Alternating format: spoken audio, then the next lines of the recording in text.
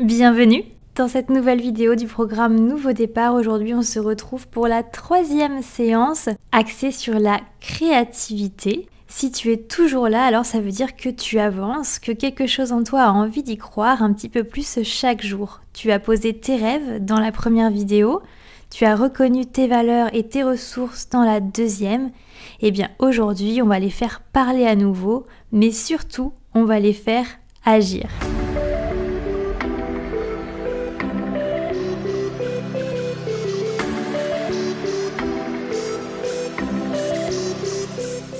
Alors c'est parti, prends ton carnet, tes crayons et surtout ton envie d'y croire, même si elle est toute petite.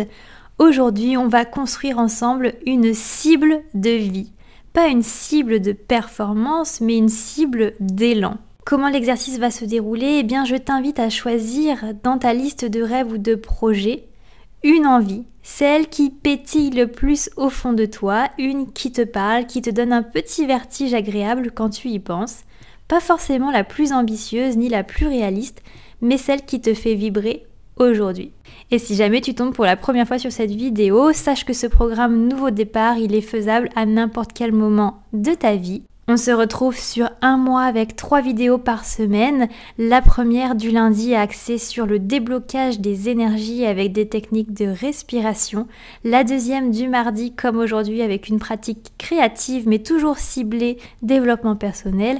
Et celle du jeudi axée sur le réveil de son corps. Ce programme, il est créé ainsi pour débloquer ce qu'il y a à débloquer avec différentes techniques, différentes manières d'y arriver, mais toute cette construction, tout ce cheminement avec plusieurs techniques différentes font que les changements arrivent et que les déblocages arrivent en douceur mais de façon profonde. Et comme je l'ai déjà dit à minima, si seulement les vidéos de créativité t'intéressent, il faut par contre les faire dans l'ordre, celle de la semaine 1, puis de la semaine 2, puis de la semaine 3, puisque tu vois, on reprend dans chacune de ces vidéos quelque chose qu'on va avoir fait la semaine d'avant, puisque c'est un processus créatif, mais c'est surtout un processus pour grandir personnellement et aller déverrouiller ce qu'il y a à déverrouiller pour atteindre ses objectifs.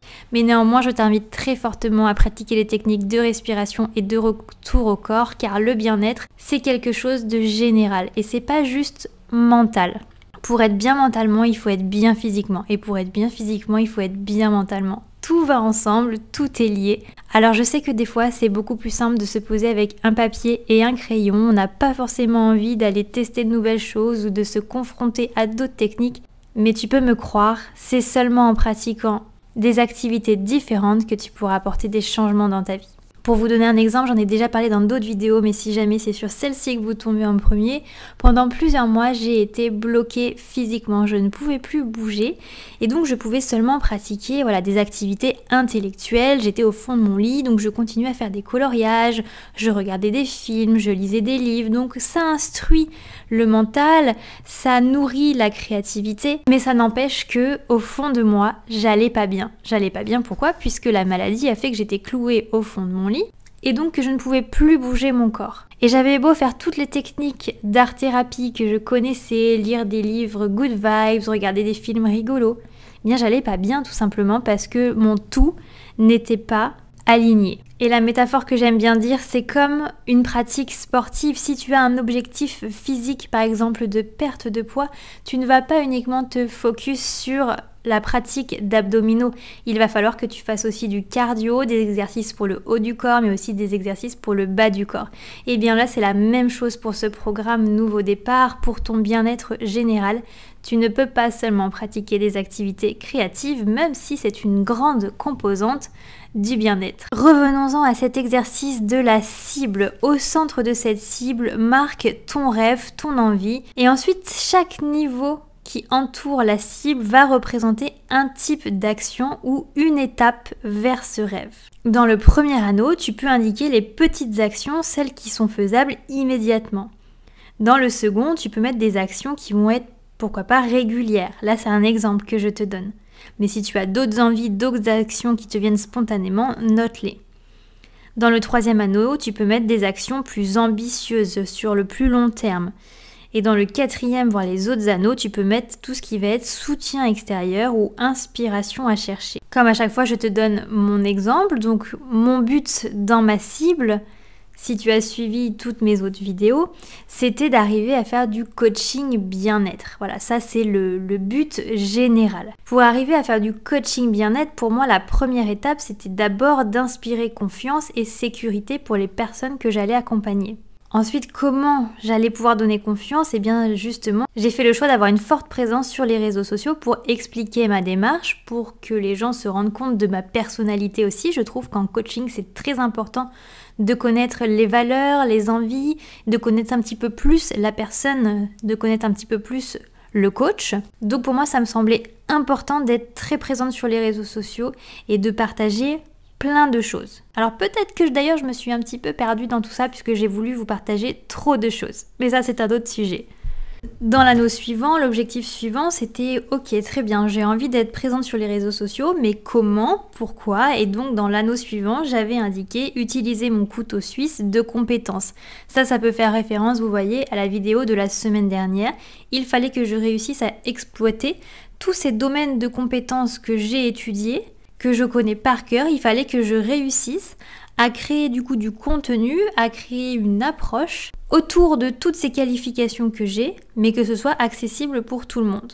Et ensuite, quand on veut faire du coaching, eh bien, il faut évidemment aller vers les gens, donc les réseaux sociaux, ça ne suffit pas. Ma 4e étape, c'était de démarcher pour avoir des partenariats locaux, donc dans ma ville. Et mon 5e but, qui d'ailleurs n'est pas encore trop mis en place, c'était de proposer des rendez-vous à domicile ou en extérieur. Donc tu vois, je suis encore en train de travailler sur toute cette cible et c'est normal que tout cela prenne du temps, que tout se mette en place. Mais la cible, ça va te permettre de hiérarchiser et de voir dans quel ordre faire les choses. Positionne bien tes objectifs d'abord minimes, ceux qui sont plus facilement atteignables et ceux qui vont débuter la réalisation de ton rêve ou de tes envies, et ensuite élargis. Puisque c'est très important de faire les choses dans l'ordre, dans un ordre logique et pas de s'éparpiller, pas de se mélanger. Car c'est souvent là où on peut lâcher le fil de nos rêves, de nos envies, si on s'éparpille, si on ne sait pas où on va. Et j'aime beaucoup cet exercice de la cible puisque c'est toujours quelque chose de très visuel. Moi j'aime beaucoup tout ce qui va être visuel, tout ce qui va stimuler notre cerveau, puisque c'est quelque chose qu'on va retenir plus facilement. Une cible pour moi c'est un point clair. Ça transforme un rêve qui va être flou en une trajectoire nette. Et ça peut réduire un petit peu l'angoisse aussi, si tu as cette angoisse du je ne sais pas par où commencer. Eh bien je trouve que cet exercice de la cible, c'est l'idéal pour ça, ça offre une structure douce et motivante.